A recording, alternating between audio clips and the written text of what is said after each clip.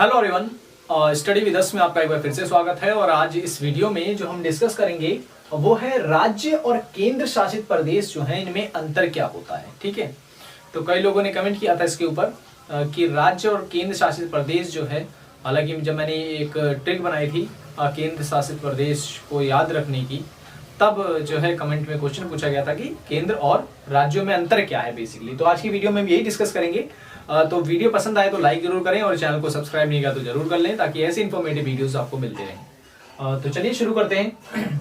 राज्य और केंद्र शासित प्रदेश, अगर हम भारत देश की बात करें, ठीक है, भारत देश की अगर हम बात करें तो भारत में कुल 29 राज्य हैं और 9 केंद्र शासित प्रदेश हैं। ठीक है, 9 केंद्र शासित प्रदेश हैं वर्तमान में।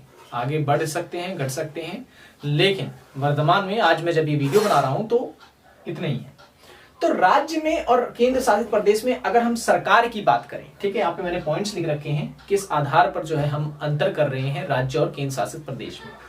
तो सरकार की अगर हम बात करें तो राज्य जो होता है इसकी स्वयं की सरकार होती है। ठीक है, प्रत्यक्ष तौर पर जनता जो है वोट करती है और सरकार का चुनाव करती है और सरकार पूरी तरह से वहां पर स्वतंत्र होती है। ठीक है, कहां पर? राज्यों में। लेकिन वहीं पर अगर हम बात करें केंद्र शासित प्रदेश की, तो केंद्र शासित प्रदेश में जिनका कुछ ऐसे केंद्र शासित प्रदेश हैं जिनको छोड़ करके, जैसे दिल्ली है, पंडिचेरी है, इनको अगर हम हटा दें तो कुछ ऐसे जो केंद्र शासित प्रदेश हैं जहां पर केंद्र सरकार सीधा अपना नियंत्रण रखती है वहां पर। ठीक है, जो प्रशासनिक अधिकारी वगैरह होते हैं वही कंट्रोल करते हैं उन क्षेत्रों को, जैसे अंडमान निकोबार हो गया, ठीक है, लक्षद्वीप हो गया। आपने कभी नहीं सुना होगा यहाँ पे चुनाव वगैरह के बारे में, क्यों? क्योंकि यहाँ पर जो है प्रशासनिक अधिकारी यहाँ का प्रशासन चलाते हैं। ठीक है, तो केंद्र शासित प्रदेश में इस तरीके का होता है कि केंद्र जो है पूरी तरह से उस पर अपना शासन चलाता है। दिल्ली को छोड़ते, दिल्ली और पांडिचेरी वगैरह को, क्योंकि दिल्ली में विधान मंडल है, यहां भी सरकारें होती हैं। ठीक है, जैसे कि वर्तमान में दिल्ली में जो है आम आदमी पार्टी की सरकार है। तो यहां पर क्या है कि यहां 70 सीटें हैं और 70 सीटों के लिए चुनाव होता है और फिर जो है जैसे राज्यों में प्रक्रिया है बिल्कुल वैसे ही प्रक्रिया यहां फॉलो की जाती है। यहां भी मुख्यमंत्री होता है, राज्यपाल की जगह उपराज्यपाल होता है यहां पर। ठीक है, लेकिन अगर हम शक्ति की बात करें तो केंद्र सरकार के पास अधिकतर शक्ति है दिल्ली की। ठीक है ना, दिल्ली के जो मुख्यमंत्री हैं, हालांकि उनके पास भी अधिकार हैं, उनके पास भी शक्तियां हैं, लेकिन उतनी नहीं है जितनी कि राज्यों के पास होती है।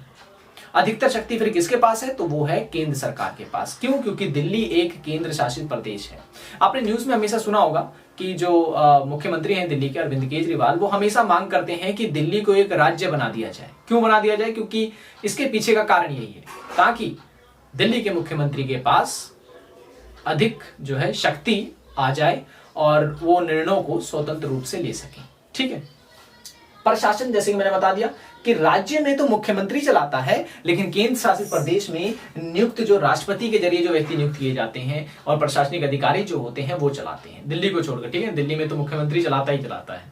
ठीक है, राज्यपाल और उपराज्यपाल और मुख्यमंत्री होते हैं दिल्ली में। दिल्ली की अगर मैं बात करूं तो दिल्ली में जो मुख्यमंत्री तो है अरविंद केजरीवाल और राज्यपाल जो है वो है अनिल बैजल। वर्तमान में बात कर रहा हूं।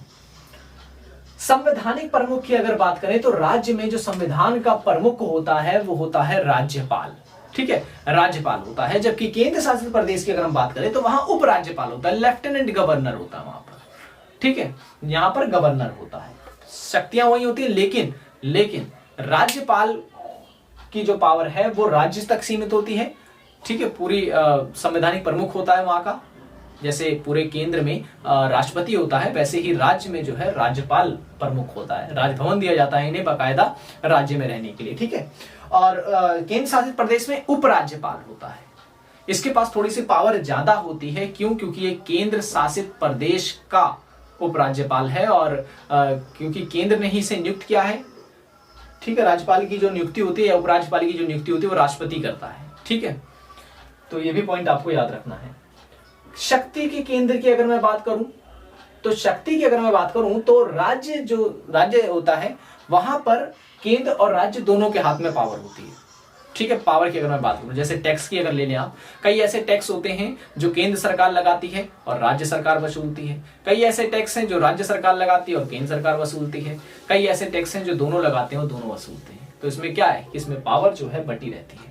लेकिन अगर मैं केंद्र शासित प्रदेश की बात करूं तो यहां पर अधिकतर शक्ति जो है वो केंद्र सरकार के पास होती है, राज्य सरकार के पास कम होती है, जैसे कि मैंने आपको जो है शुरू में ही बताया था। ठीक है, तो ये पॉइंट भी आपको जो है याद रखना है इसमें। और नेक्स्ट अगर मैं बात करूं क्षेत्रफल, मैंने इसमें लिखा, क्षेत्रफल की बात करूं तो जो केंद्र शासित प्रदेश होते हैं उनका क्षेत्रफल जो होता है, एरिया जो होता है, अमूमन अन्य क्षेत्रों की तुलना में काफी कम होता है। आप जितने भी केंद्र शासित प्रदेश देखेंगे इनका एरिया बहुत छोटा है। ठीक है, इसलिए इन्हें राज्य घोषित नहीं किया। केंद्र ने कहा कि इसको तो हम यहाँ पर प्रशासन हम चला सकते हैं, इसलिए जो है इन्हें केंद्र शासित प्रदेश घोषित कर दिया गया। राज्य जो होते हैं इनका एरिया जो होता है बड़ा होता है। ठीक है, बड़ा होता है। भारत में सबसे बड़ा एरिया जो है वो है राजस्थान का। ठीक है, तो ये चीज जो है आपको याद रखनी है।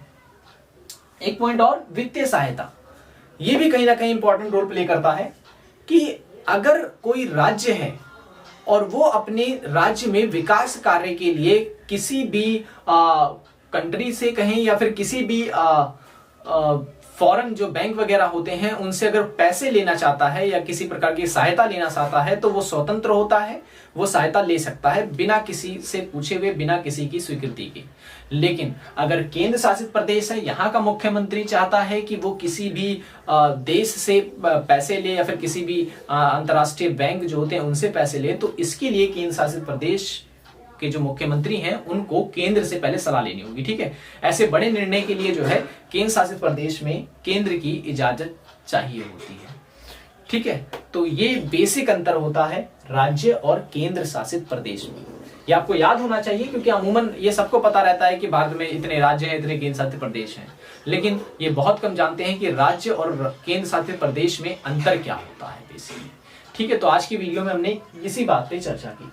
वीडियो पसंद आई हो तो लाइक जरूर कर देना और चैनल को सब्सक्राइब नहीं किया तो जरूर कर लें ताकि ऐसी इन्फॉर्मेटिव वीडियोस आपको मिलते रहें। और वीडियो को शेयर करें और इसका स्क्रीनशॉट ले लें और इसे आप जो है अपनी कॉपी में भी नोट डाउन कर सकते हैं। सो मिलेंगे अब नेक्स्ट वीडियो में। Thanks for watching this video. तो इसका स्क्रीनशॉट जो है जरूर ले लें।